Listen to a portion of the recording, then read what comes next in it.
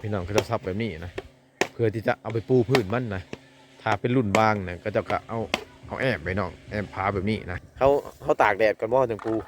อืมหรือว่าตากแดดให้มันแห้งก่อนบ่อืมตากจังมือหนึ่งก็แห้งบ่มือหนึ่งก็แห้งเออ2-3มือก็ได้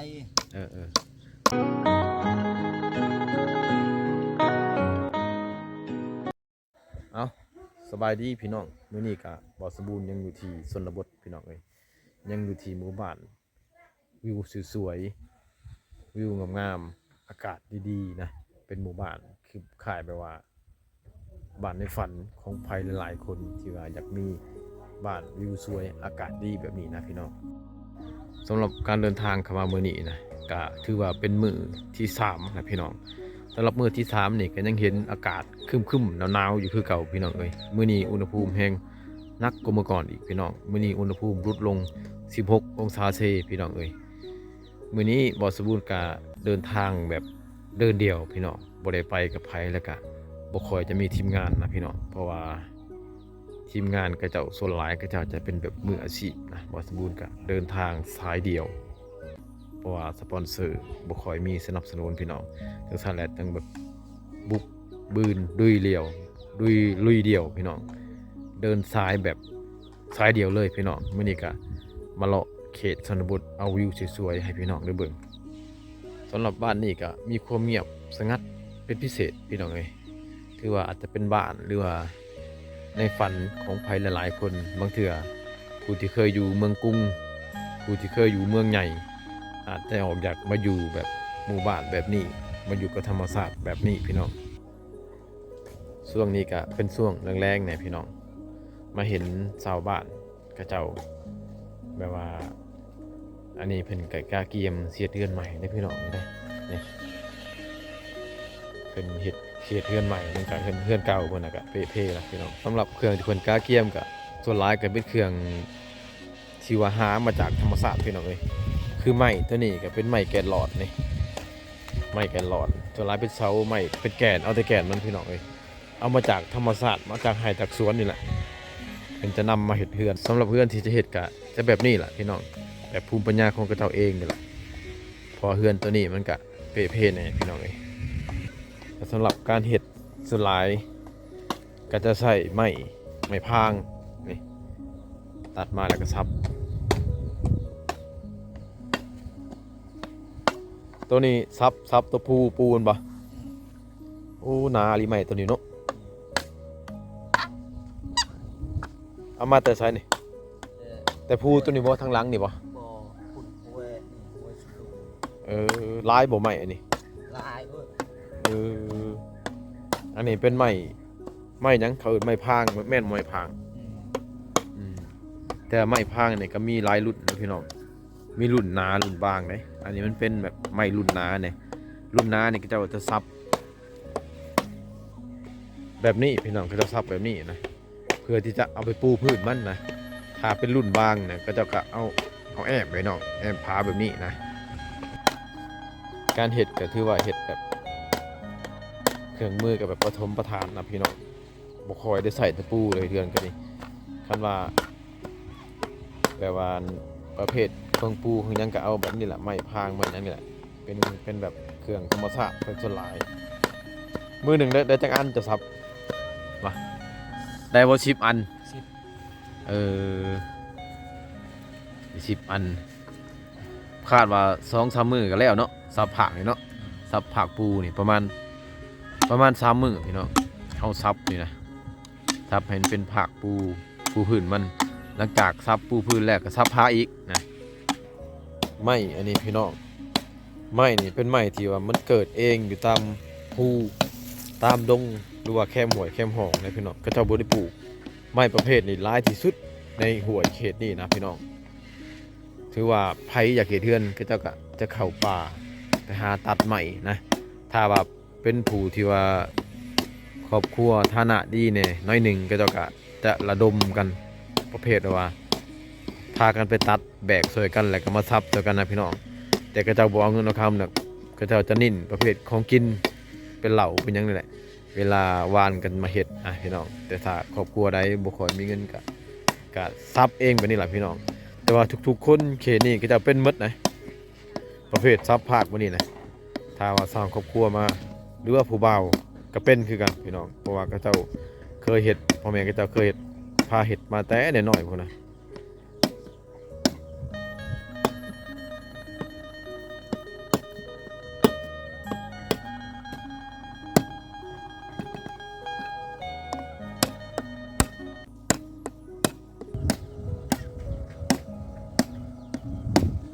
อันนี้มันประเภทไม้เครื่องเฮือนพี่น้อง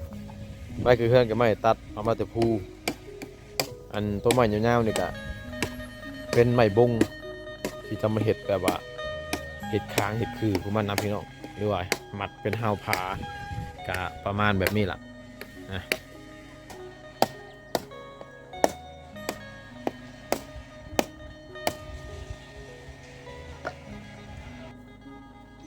นี่พี่น้องหลังจากที่เพิ่นซับ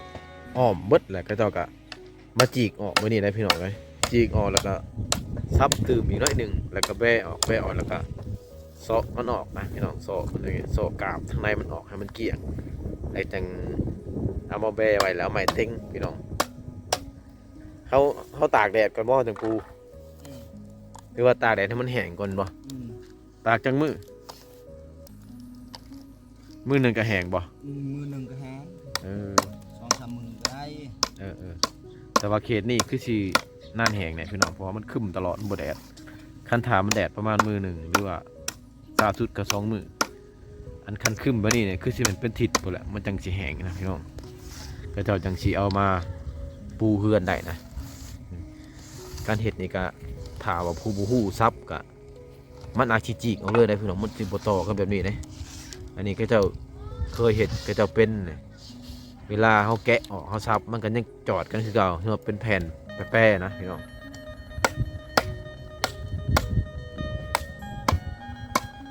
วันนี้สิพาพี่น้องเขาย่างไปทางนั้นอีกหน่อยหนึงไปเลาะเบิ่งวิวเนี่ยก็แม่นพี่น้องแล้วก็เบิ่ง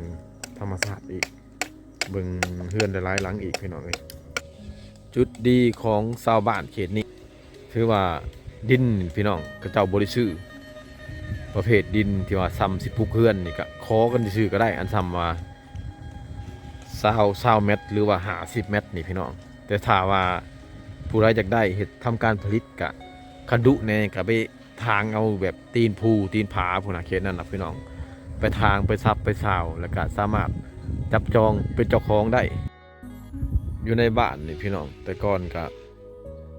เป็นป่าเป็นดงคือกันแหละพี่น้องสังเกตเบิ่งตอไม้เต้อันนี้ก็เจ้าก็มาทางมาซับมาซาวคือกันแหละพี่น้องหลังจากก็เจ้าทางไม้มันแป้นแล้วก็เจ้าก็พากันมาปลูกเกลือนใช่นะพี่น้องถ้าผู้ใดดุทางเอาหลายก็ได้หลายนะคือว่าบริเวณเดินบ้านนี่นะพี่น้องเอ้ยแต่ถ้าไปทางหลังทางตีนภูหั่นก็เจ้าสิว่าแล้วนะก็เจ้าขี้ขันปีนภูปีนผาเนี่ยพี่น้องเอ้ยก็เจ้าทางเฉพาะเทศให้ชวนซื่อๆนะก็เจ้าบ่ได้ทางแบบว่าเป็นดินกว้างๆหรือว่าเพื่ออยากทำการเกษตรอีกอย่างที่ว่ามันใหญ่ๆเนี่ยนะก็เจ้าบ่ค่อยเฮ็ดเอาพี่น้องก็เจ้ามีแต่ทางแบบว่าล้มเฮือนอยู่แล้วก็แล้วนะพี่น้องเอ้ยเพราะว่าดินยังบ่ทันมีไปแตะดินตะดอนนะถือว่าผู้ใดทางหลายได้หลายผู้ใดทางน้อยได้น้อยผู้ใดดุขยันเนี่ยก็ได้ดินหลายพี่น้อง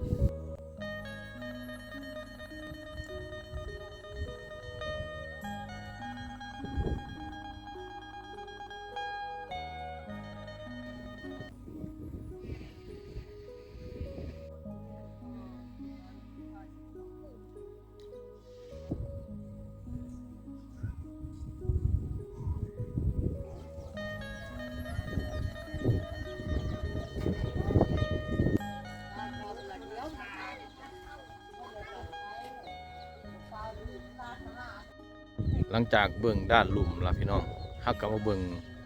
ทางมุมสูงอันนี้บ่ซูนกะปีนเขาขึ้นมาให้พี่น้องเบิ่งมุมสูงของหมู่บ้านของเขตชนบทนี่นะพี่น้องหมู่บ้านบ้านนี้นะปีนขึ้นมานี่กะบ่ทันฮอดจุดจอมมันพี่น้องถ้าว่าปีนขึ้นไปอีกหน่อยหนึ่งฮอดจุดจอมเนี่ยจะเห็นหมดทั้งสองฝาข้างระหว่างคุ้มทั้งเหนือและคุ้มทั้งใต้พี่น้องเอ้ย ปีนเขาปีนผาขึ้นมาฮอดจุดสูงสุดปัดแห้งหนาวพี่น้องเอ้ยบ่สมบูรณ์ยืนอยู่เรียกว่าอยู่เทิงสันภูเดียวเนี่ยนะพี่น้องแต่ว่าเสียงภาคคือสิบ่จะค่อยได้ยินพี่น้องเอ้ยเนื่องจากว่าลมมันแห้งตอนนี้นะลมพัดแห้งแล้วก็อากาศก็ถือว่าแห้งเย็นขึ้นมาจุดอยู่ในภูสูงสุดนี่พี่น้องแต่ว่าอยากได้วิวงามๆมาให้พี่น้องได้เบิ่งได้ชมก็ต้องปีนขึ้นมาพี่น้องเอ้ยอันนั้นก็เป็นอีกคุ้มหนึ่งนะพี่น้องเอ้ยเป็นคุ้มหนึ่งอีกที่ว่าขึ้นกับคุ้มตะลุพี่น้องเอ้ยอันนั้นเป็นคุ้มทางใต้พี่น้องเอ้ย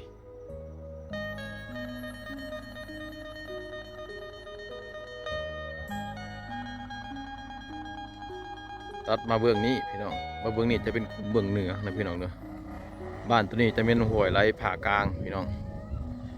ระหว่างคุ้มเบื้องเหนือกับคุ้มเบื้องใต้นี่ก็จำนวนหลังคากะพอๆปันกันพี่น้องเลยประมาณอยู่18-19หลังคาเรือนคือกันพี่น้องแต่ว่าคุ้มทั้งสองคุ้มนี่บ่เรื่องว่าวิวธรรมชาตินี่ก็งามบ่แพ้กันพี่น้องเลยคุ้มทางเหนือนี่ก็มีหน้าผาแล้วก็มีลำเซคุ้มทางใต้ก็งามคือกันพี่น้องเอาจังซั่นแหละบ่สมบูรณ์ก็สิขอเดินทางกลับเด้อพี่น้องเด้ออย่าลืมกดไลค์กดแชร์กดติดตามเพื่อให้กำลังใจบ่สมบูรณ์ตื่มพี่น้องเจอกันใหม่คลิปหน้าสำหรับคลิปนี้ขอขอบใจพี่น้อง